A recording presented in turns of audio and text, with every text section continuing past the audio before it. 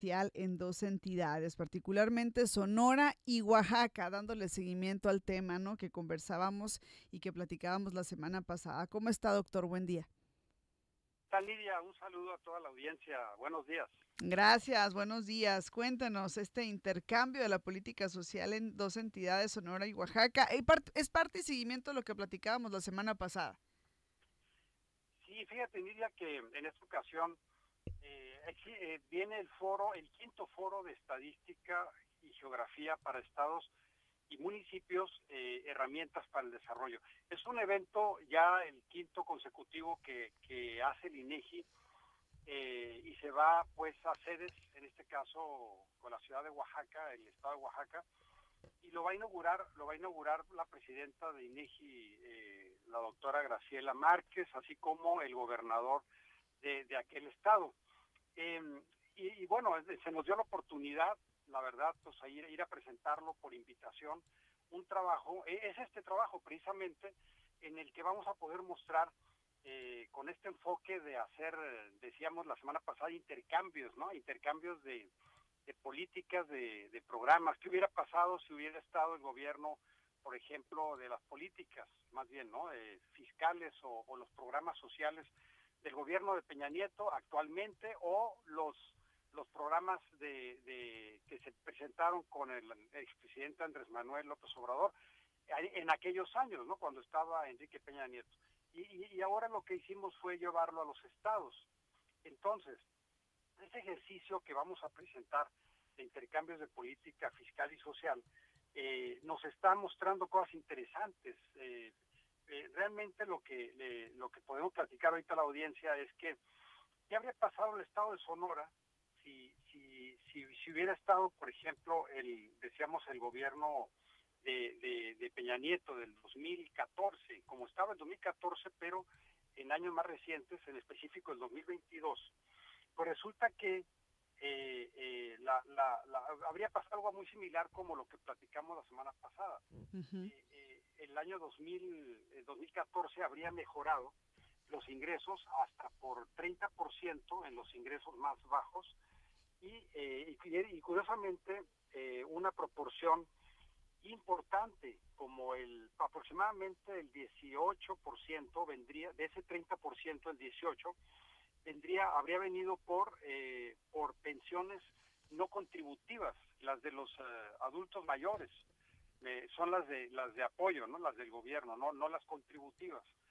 Y el restante, como el 12%, habría venido por programas sociales. En cambio, al revés, para Sonora, si hubiera estado las políticas en el año reciente, las políticas de Peña Nieto, los ingresos habrían caído en promedio de un 3% más o menos, y los grupos más pobres habrían visto caída de ingresos de cercanos al 5%, alrededor de un 4% por programas sociales que habrían dado tal vez quizá menores montos, o habría llegado a menos gente los apoyos, y también por las pensiones no contributivas, porque alrededor de 3% menos, porque las pensiones de aquel entonces, las llamadas adultos mayores, pues eran de menor monto, ¿no? Eran de menor monto y llegaban a menos gente. Esto es muy lógico, pero resulta que cuando Ujú. vamos a Oaxaca sucede algo muy interesante, ¿no? Y es lo que queremos mostrar en aquel evento de INEGI, pues, que es el próximo jueves 27 de esta semana. Porque resulta que en Oaxaca habría pasado algo distinto. ¿Qué habría pasado en Oaxaca en 2014? Pues, si hubieran estado las políticas de Andrés Manuel López Obrador? Pues resulta que habríamos observado un poco de deterioro en ciertos grupos. Por ejemplo, el aumento en los ingresos de los más pobres no habría sido como en Sonora, que fue de 30%, Ujú. en aquel estado habría sido menor, como de 15%. Y incluso algunos grupos se habrían visto empeorados, como el segundo grupo más pobre, el decil 2, que le llamamos el 3, 4 y 5, habrían presentado reducciones de ingresos por programas sociales, hasta de un 10 a un 8%. Esto principalmente porque resulta que el programa que habían con el gobierno de Peña Nieto, el llamado Prospera, era muy focalizado. Entonces en Oaxaca tenemos que existe pobres que son mucho más, es una pobreza más distinta a la que se presenta en Sonora. Y además de ser más, son más cantidad. El programa Prospera tenía más focalización. Entonces esto está diciendo que si hubiera operado en 2022 el programa Prospera, hubieran mejorado los ingresos de los más pobres en alrededor de un 30%. O sea, pareciera que hubiera ocurrido lo contrario. Wow. En el estado de Oaxaca, sí. Por eso observamos entonces que sobre todo, lo que más afectaría es la pensión, la pensión no contributiva del gobierno actual de la 4T. En Oaxaca no está teniendo los resultados esperados. Porque como ya sabemos es una pensión más de tipo universal, se les da a todos, indistintamente si son pobres o no. Entonces, ese es un motivo que estamos nosotros encontrando, lo cual llama a que en estados como Oaxaca, con tanta pobreza estructural, pues estos programas sí deberían de tener un poco más de focalización. Ok, y concretamente más a esas entidades del país, ¿no? Y particularmente Oaxaca. Está muy interesante esto porque a lo mejor pensáramos o hubiésemos pensado que iba a ocurrir lo contrario. Sí, sí, exactamente. Sí. Entonces, sobre todo por el tema de la pensión de adultos mayores en su esquema actual, en un estado como Oaxaca o Chiapas o Guerrero, lo que estamos encontrando con nuestro Mexmod, que es nuestro microsimulador que permite hacer estos ejercicios, pues es que en esos estados, los más pobres, el dar el recurso a nivel general a todos, como en el caso de las pensiones de adultos mayores, no está teniendo los resultados esperados. Es un poco lo que se pensaba a nivel nacional, que era un programa que no iba a ayudar a combatir la pobreza porque se les daba a los que no eran pobres.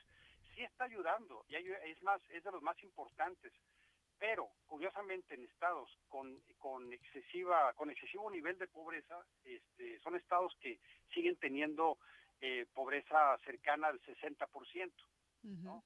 Mucho más de la mitad, entonces, de su población.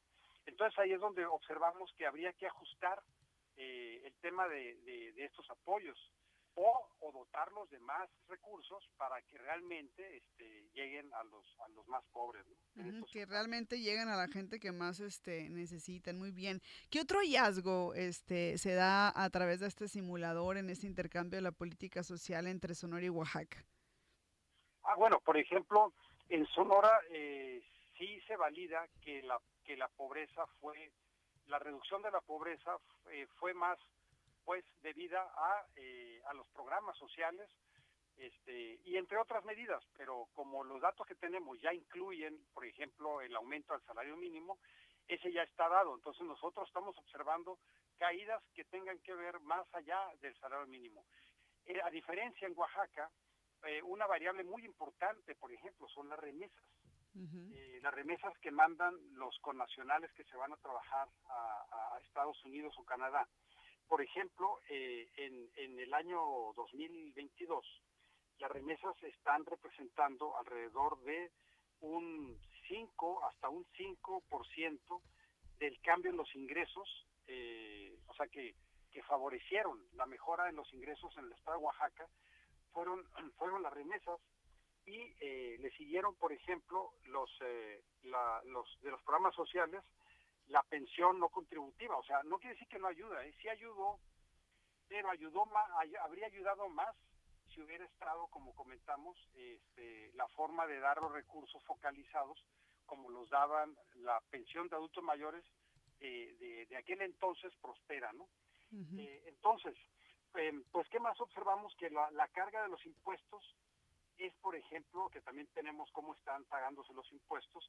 En el caso de Sonora, vemos que se ha reducido un poco la carga del IVA, ¿no? Y posiblemente también ayuda esto de que en la frontera de Sonora el IVA es más bajo, 8%, pero se paga más impuestos sobre la renta, ahí sí nos carga más la mano.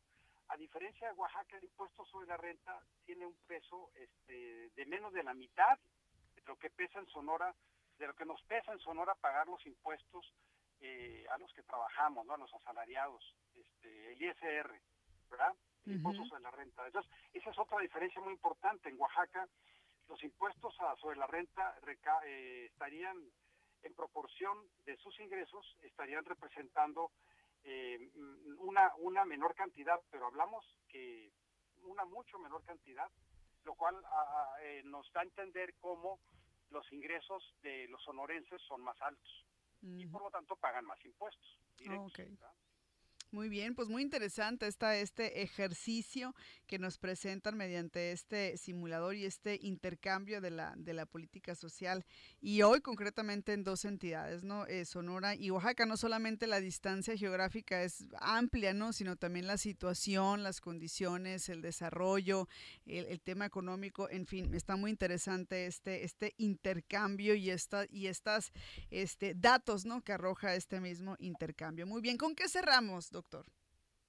Pues que vamos a estar presentando estos resultados a la misma presidenta del INEGI, Graciela Márquez, y va a estar por ahí, no sé si se vaya a quedar al evento, pero va a estar el gobernador se llama Salomón, me parece, el gobernador de Oaxaca, y otros expertos con colegas con los cuales vamos a compartir esta información, y yo creo que va a dar mucho de qué hablar, y sobre todo pues también que se observe lo que se está haciendo en Sonora, ¿no? Que sirva de ejemplo también en cierta manera, que hay aspectos que pueden mejorarse todavía, sobre todo en un estado tan pobre como Oaxaca. Así es, muy bien. Pues muchas gracias al doctor Luis Huesca Reynoso, economista, investigador en el CIAD, por, pues como siempre, participar cada lunes en este espacio, en esta sección, en donde nos presenta temas muy interesantes como el día de hoy. Muchas gracias, hasta luego, excelente lunes. Por acá continuamos con más en Sonora Noticias AM, son las 8 de la mañana con 26 minutos. Nos vamos, si les parece, con un poco más de más información, ¿no? Que tiene por acá nuestro equipo. Avanza allá en Nogales el programa pues de regularización de centros comunitarios. Escuchemos.